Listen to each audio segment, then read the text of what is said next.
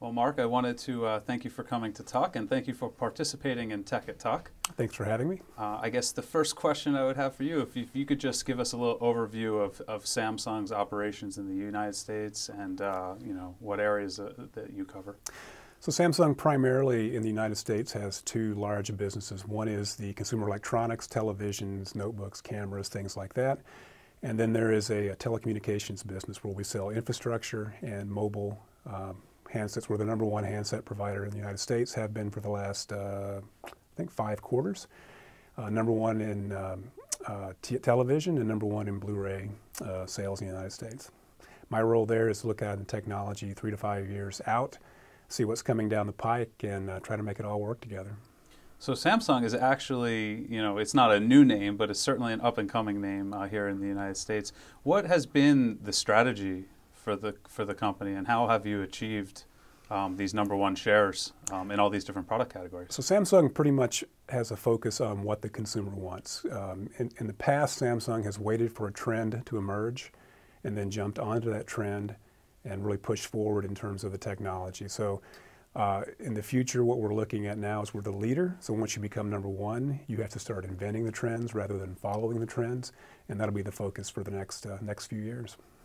Speaking specifically of handsets, how do you see the world of multiple operating systems as it relates to Samsung? I mean, I've seen you support Symbian and you support your own operating system, and now there's some Android phones coming out. What is the strategy there? So the strategy there is the consumer hasn't decided yet what operating system or platform, probably more appropriately, will win. So Samsung, being #1, needs to serve all of those consumers. I think if you look out 2 years from now, that will slowly winnow down. There'll be fewer operating systems that are important out there. But until the consumer makes that determination, Samsung needs to sell devices. So are you predicting a world of iPhone and Android?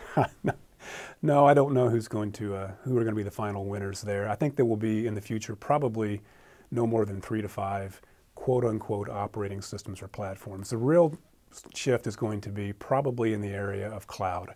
I think you're going to see more of a thin client approach in the future. You're going to also see that the consumer being more comfortable living with his data in the cloud, and how we access that cloud will become more important than what operating system the user happens to be using. So switching gears a little bit to the hardware side, Samsung still manufactures their own equipment and their own handsets. That's different from a lot of other mobile companies out there right now. What is the rationale behind that and the strategy?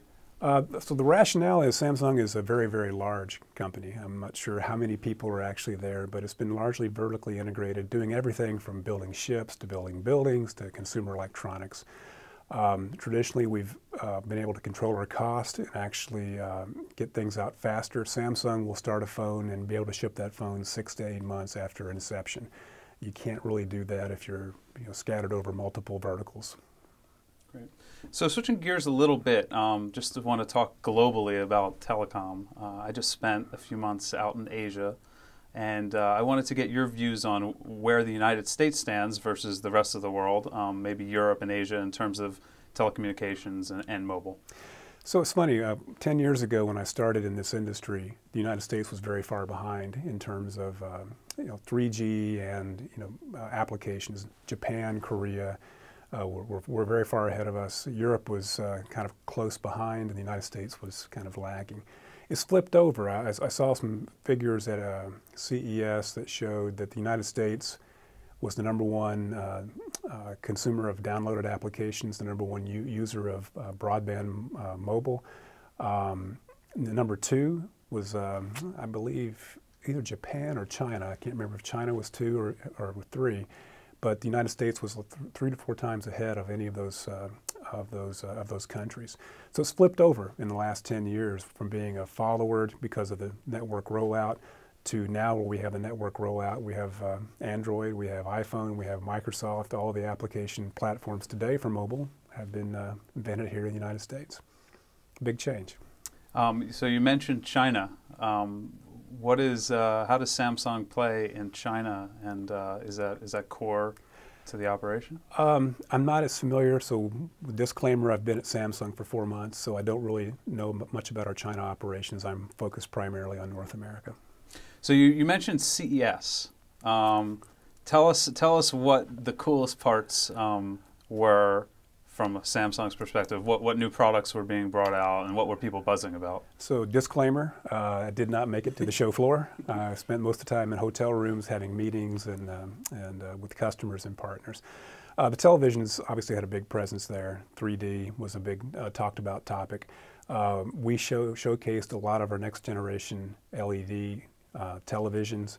We also showcased on the mobile side AMOLED and on-screen TSP. So the on-screen TSP for a touch device basically embeds the touch capacity inside of the screen, the glass itself, makes it probably 20% thinner than existing touch panels with a traditional LCD screen.